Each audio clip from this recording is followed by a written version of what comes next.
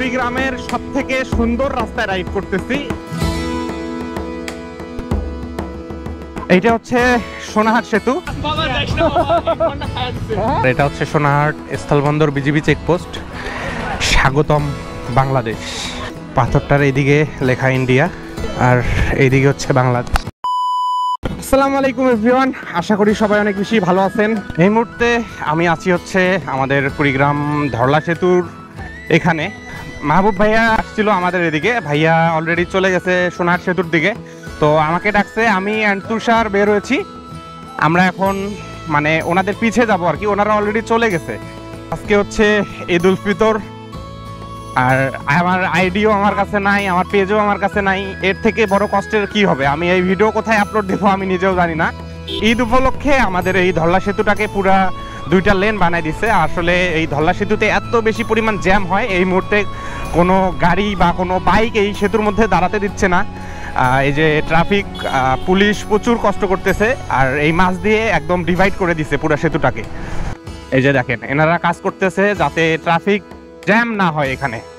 আর এইখানে তো মানে বিকেলবেলা এত বেশি পরিমাণ মানুষ আসবে যে এখানে একদিক থেকে আরেক দিকে যাইতে 1-1.5 ঘন্টা লাগবে, এরকম একটা সিচুয়েশন এখানে তৈরি হয়ে যায়। তো আমাদের কুড়িগ্রামে বেশ 2 থেকে 3টা স্পট আছে ঘোরার মতো, তার মধ্যে হচ্ছে ধরলা সেতু হচ্ছে অন্যতম। আর এই যে দেখেন এদিকে কত মানুষ আসছে এখানে ঘুরতে, মানে যত বিকেল করাবে অত বেশি মানুষ আসবে। আর আমি বাড়ি থেকে হুট করেই বের হয়েছি, মানে কোনো প্রিপারেশন ছিল না, যে অবস্থায় ছিলাম ওই অবস্থায় বের হয়ে আসলাম। এই মুহূর্তে আসলে খুবই দেখে শুনে রাইড করতে হবে, কারণ আজকে যাদের ড্রাইভিং লাইসেন্স নাই, উল্টাপাল্টা রাইড করে, ঠিক মতো রাইড করতে পারে না, তারাও আজকে বাইক নিয়ে রাস্তায় নেমে পড়ছে। তো আমাদেরকে অনেক সাবধান থাকতে হবে, দেখে শুনে রাইড করব।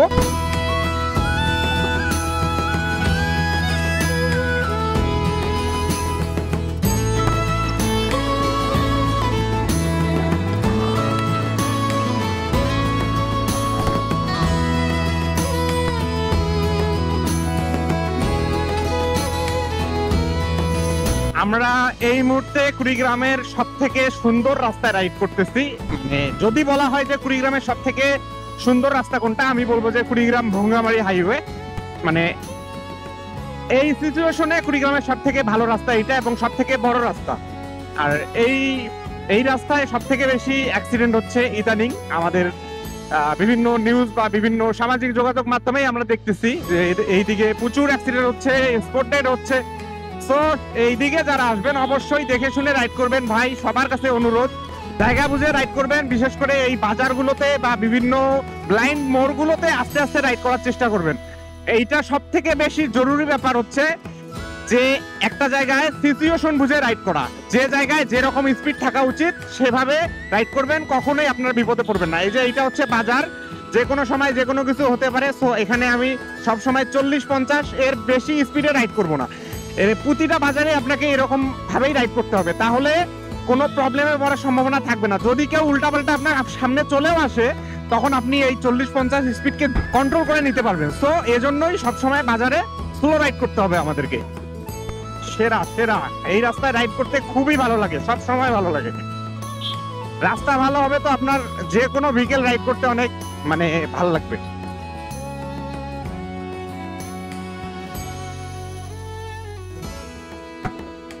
আর আমরা প্রায় নাগেশ্বরীর কাছাকাছি চলে আসছি। আমার বাসা হচ্ছে কুড়িগ্রাম সদর উপজেলায়, আর এই নাগেশ্বরী হচ্ছে আমাদের আরেকটা উপজেলা। কুড়িগ্রামের টোটাল হচ্ছে 9টা উপজেলা, আপনারা জানেন। আর এই ডান দিকে নাগেশ্বরীর মডেল মসজিদ। ওয়াও, সুন্দর লাগতেছে। এই মডেল মসজিদ হওয়ার পর আমি এদিকে আসলাম, মানে অনেকদিন পর এদিকে আসা হয়েছে আমার। আই ডোন্ট নো আমি এই ভিডিও কোথায় আপলোড করব, আমার আদৌ পেজ ঠিক হবে কিনা, নাকি নতুন পেজ খুলে আবার শুরু করতে হবে, আই ডোন্ট নো। আমি খুবই হতাশ আসলে। আমাদের ফেসবুকের সিকিউরিটি কি রকম যে একটা আইডিকে এত ইজিলি ভাবে হ্যাক করে। আমার সব 2 স্টেপ দেয়া, সব সিকিউরিটি দেয়া আছে, তারপরেও কেমনে কি। এই মুহূর্তে আমরা যাচ্ছি হচ্ছে সোনাহাট স্থলবন্দর, এখান থেকে 27 কিলোমিটার, ভ্রুঙ্গামারি হচ্ছে 17 কিলোমিটার। আর এই মুহূর্তে আমরা আছি হচ্ছে নাগেশ্বরী উপজেলায়। এইটা হচ্ছে নাগেশ্বরীর বাস স্ট্যান্ড।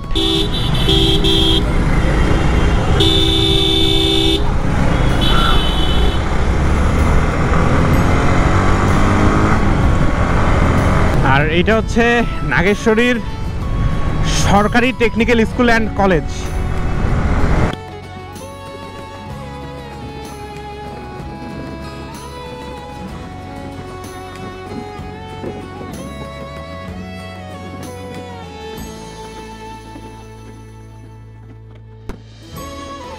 কিছুক্ষণ আগে আমরা রায়গঞ্জ পার হয়েছি, এখন ঘড়িতে সময় প্রায় 3:57, মানে 3 মিনিট কম 4টা। আর আমি ঘড়ি নিয়ে আসি নাই, তাই ঘড়ি দেখতে পাচ্ছি না, বাইকের ঘড়িতেই মানে টাইম দেখা যাচ্ছে আর কি। চলে আসছি ভ্রুঙ্গামারিতে। এখানে হচ্ছে সোজা গেলে হচ্ছে তিলাই, ডান দিকে সোনাহাট, বাম দিকে হচ্ছে ভ্রুঙ্গামারি উপজেলা পরিষদ। রাইড করতে করতে এই মুহূর্তে চলে আসছি আমরা সোনাহাট সেতুতে। এই যে সামনেই দেখতে পাচ্ছেন সোনাহাট সেতু। এখানে আবার সিরিয়ালি যেতে হয়, মানে ওই দিক থেকে বাস বা ট্রাক আসতে ধরলে এই দিক থেকে যেতে দেয় না।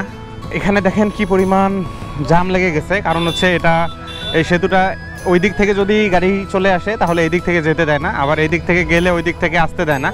এটাই হচ্ছে এই জায়গার সিস্টেম। ভাই গাড়িটা পিছাবে ভাই, কই ঢুকাচ্ছেন? এইটা হচ্ছে সোনাহাট সেতু, আর এখানে নতুন সেতু বানানো হচ্ছে যে ডান দিকে।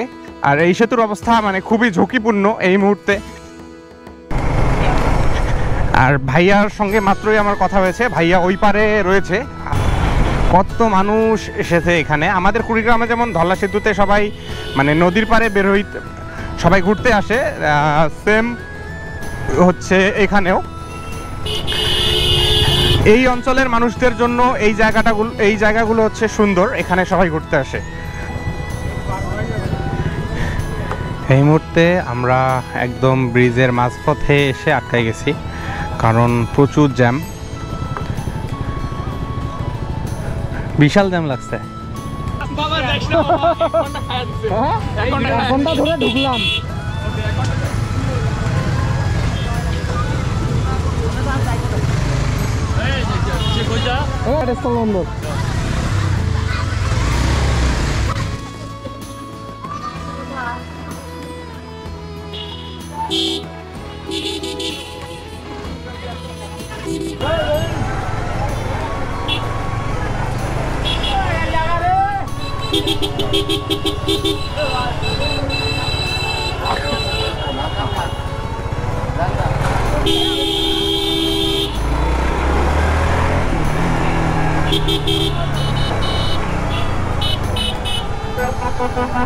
ওরে আল্লাহ রে আল্লাহ, কি অবস্থা! এই জায়গার যদি এরকম অবস্থা জানতাম আসতামই না ভাই। এখানে তেমন কিছু নাই দেখার, জাস্ট এই মাহবুব ভাইয়া চলে আসছে বিধায় আমি এদিকে আসছি, মানে ভাইয়ার সাথে দেখা করার জন্য দল্লার দিকে আসলাম।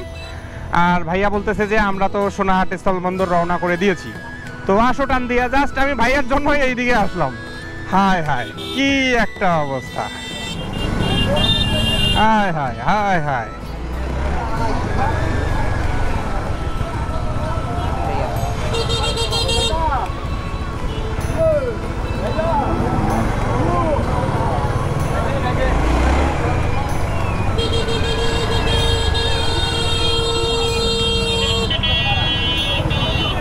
এই মুহূর্তে ঘড়িতে সময় হচ্ছে 4:54। আমরা জ্যামকে জয় করে সামনে চলে আসছি। মানে কি বলবো, এই পরিমাণ জ্যাম আমি কখনো এখানে খাবো এটা চিন্তাও করি নাই। মানে ঢাকাতে সচরাচর এরকম হয়, বাট এই সোনাহাটে বেড়াতে এসে যে এরকম জ্যাম হবে এটা কল্পনাতেও ছিল না। এই যে ভাইয়া, ভাই আসসালামু আলাইকুম।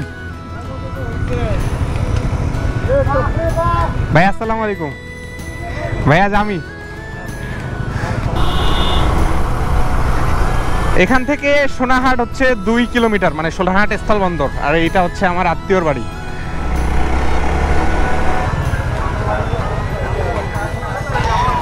বাইকগুলো আমরা এখানে পার্ক করতেছি, একটু সামনে যাব। এই মুহূর্তে আমরা আছি হচ্ছে ঠিক ভারতের একদম কাছে, আর এটা হচ্ছে সোনাহাট স্থলবন্দর বিজিবি চেকপোস্ট, স্বাগতম বাংলাদেশ। সবাই মূলত এই যে এখানে আসে ছবি ওঠানোর জন্য। এই যে এই পাথরটার এইদিকে লেখা ইন্ডিয়া, আর এইদিকে হচ্ছে বাংলাদেশ। তো এই মুহূর্তে ভাইয়ারা এখানে ছবি উঠাচ্ছে। এটা এই জায়গায় লেখা আছে হচ্ছে সোনাহাট স্থলবন্দর, বাংলাদেশ স্থলবন্দর কর্তৃপক্ষ, নৌ পরিবহন মন্ত্রণালয়। তো একটা খুব মজার কাহিনী হচ্ছে, দেখেন এই যে এখানে ইন্ডিয়া থেকে পাথরগুলো নিয়ে আসছে, এসে এই জায়গায় অনেক উঁচা বানায় রাখছে, মানে উঁচু করে রাখছে এই জায়গাটা, আর সবাই ওই উপরে উঠতেছে, ছবি উঠাচ্ছে। মানে পাহাড় পাইছে সবাই এই জায়গাটাকে। পাহাড়ের ফিল নিচ্ছে পাথরের উপর উঠে। এই মুহূর্তে ঘড়িতে সময় হচ্ছে 6টা 1।